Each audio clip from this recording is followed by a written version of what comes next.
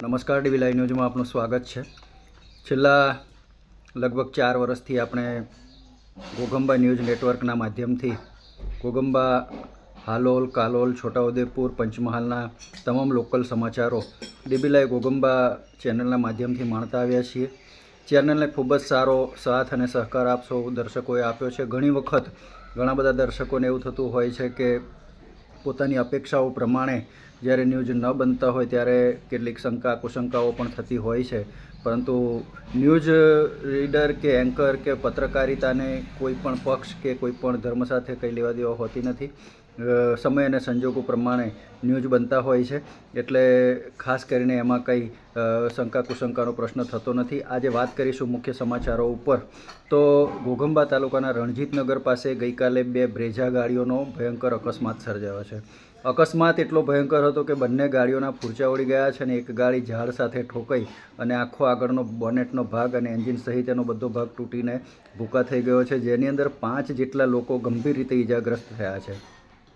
દિવસે દિવસે વાહન વ્યવહાર વધતો જાય છે, વાહનોની સંખ્યા વધતી જાય છે, રોડ ઉપર ટ્રાફિક જામના દ્રશ્યો સર્જાતા જાય છે, ત્યારે વાહન ચાલકોની ધીરજ અને એ લોકોની જે કહેવાય કે માનસિક સંતુલન જાણે કે ગુમાવી રહ્યા હોય તેવું લાગી રહ્યું છે। જ્યારે આપણે રોડ ઉપર નીકળીએ છીએ ત્યારે આપણા જીવનું જોખમ લઈને નીકળતા હોય તેવું લાગી રહ્યું છે।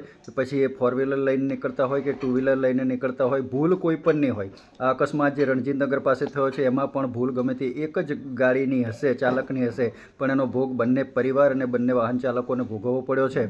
અને એનું આવું માઠું પરિણામ જ્યારે આવતું હોય છે ત્યારે વાહન ચાલકોને ખાસ અપીલ કરવાની કે આપણે જ્યારે રોડ ઉપર વાહન લઈને નીકળીએ ત્યારે એક જવાબદારીભર્યા નાગરિક તરીકે નીકળીએ, જવાબદારીભર્યું ડ્રાઇવિંગ કરીએ। આપણા ઘરે પણ આપણો પરિવાર છે, સામાવાળાના ઘરે પણ એનો પરિવાર છે, તો એનો ખ્યાલ રાખીને આપણે ડ્રાઇવિંગ કરીશું।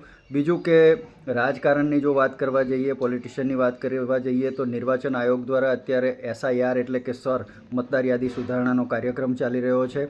SIRની અંદર BLO દ્વારા દરેક પરિવારને ઘર દીઠ, વ્યક્તિ દીઠ ફોર્મ આપવામાં આવે છે। એ ફોર્મ વહેલી તકે ભરી અને એની અંદર જે કંઈ માહિતી માગવામાં આવી છે એ સબમિટ કરવાનું હોય છે અને એના આધારે મતદાર યાદીમાં આપણું નામ એ ફિક્સ થવાનું છે। તો એની અંદર પણ દરેક જે મતદારો છે એ પોતપોતાનું જે ફોર્મ છે વેળાસર ભરી BLOને પરત કરવાનું રહેશે। હવે ધીરે ધીરે શિયાળાની પણ શરૂઆત થવા જઈ રહી છે। ધીમા પગલે શિયાળો જાણે કે કાનમાં આવીને કહી રહ્યો છે કે મારું પણ આગમન થઈ રહ્યું છે। ચારે તરફ ઠંડી, સવારના સમયે ફૂલ ગુલાબી ઠંડી જોવા મળે છે, બપોર પછી ગરમી જોવા મળે છે, રાત્રે પણ શરૂઆતમાં થોડીક ગરમી બાદ ઠંડીનો પ્રારંભ થઈ જાય છે, એટલે કે ધીમા પગલે શિયાળાનું પણ આગમન થઈ ગયું છે। તો શિયાળાની જે શાકભાજી છે, વાનગીઓ છે, ફળ ફ્રૂટ છે એ પણ બજારમાં આવવાના શરૂ થઈ ગયા છે। શાકભાજીનો ભાવ હવે સસ્તો થશે, તો એનો પણ આપણે લાભ લઈ અને આરોગ્યની પણ કાળજી રાખીશું। ખાસ કરીને જો વાત કરવા જઈએ ઘોઘંબા તાલુકાની, તો ઘોઘંબા તાલુકા મથકે આજકાલ રફ ડ્રાઇવિંગના કિસ્સાઓ સામે આવી રહ્યા છે અને કેટલાક બાઇક ચાલકો, જેમ હાલોલની અંદર છેલ્લા થોડાક દિવસો અગાઉ રેસિંગ બાઇકો લઈ અને પૂરપાટ ઝડપે પોતાની બાઇકો હંકારી અને બીજા લોકોના જીવને જોખમમાં મૂકતા દ્રશ્યો જોવા મળ્યા હતા। એવા કેટલાક દ્રશ્યો ક્યારેક ઘોઘંબા માતાજીના મંદિરથી રાજગઢ રોડ ઉપર, એટલે કે પોલીસ સ્ટેશનની બિલકુલ સામેથી જ આ બાઇક સવારો બેફામ રીતે લગભગ 100 કરતાં વધારેની સ્પીડે અને સ્પોર્ટી બાઇકો લઈ અને ઘણી વખત પસાર થતા હોય છે। અને એ જો એની અડફેટમાં કોઈ પણ વ્યક્તિ આવી જાય, કોઈ બાઇક ચાલક આવી જાય, કોઈ નાનું બાળક આવી જાય તો ચોક્કસપણે એનું મૃત્યુ થઈ શકે છે। તો આવા જે જોખમી સ્ટન્ટ કરી અને પોતાની એક પ્રકારનું છાપ બતાવવા માગતા, વર્ચસ્વ બતાવવા માગતા એ પોતાના સંસ્કારોને ઝળકાવી રહ્યા છે। એ પોતે ગમે તે માનતા હોય, પરંતુ ડ્રાઇવિંગની મર્યાદા ચૂકી રહ્યા છે। ત્યારે પોલીસ દ્વારા, રાજગઢ પોલીસ દ્વારા ખાસ કરીને આવા તત્વો સામે વોચ રાખવામાં આવે અને ઓવર સ્પીડિંગના કેસ કરવા જોઈએ।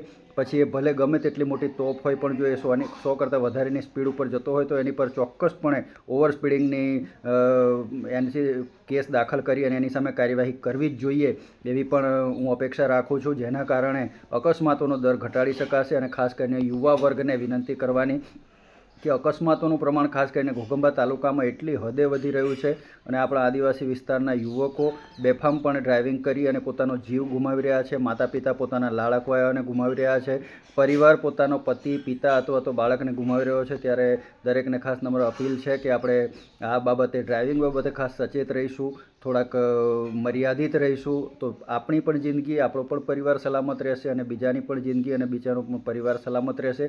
બીજું તો ખાસ આજના સમાચારમાં નથી, પરંતુ ડીબી લાઈવ ઘોઘંબા ચેનલને જે રીતે આપે સાથ અને સહકાર આપ્યો છે એ રીતે હાલ અને આગળ ઉપર પણ સાથ અને સહકાર આપતા રહેજો. ચેનલને જો સબસ્ક્રાઈબ ન કરી હોય તો સબસ્ક્રાઈબ કરી લેજો, શેર કરજો, લાઇક કરજો અને આપના વિસ્તારમાં બનતી તમામ ઘટનાઓ અમારા સુધી પહોંચાડવા માટે 99 780 34 916 ઉપર મને સંપર્ક કરી શકો છો.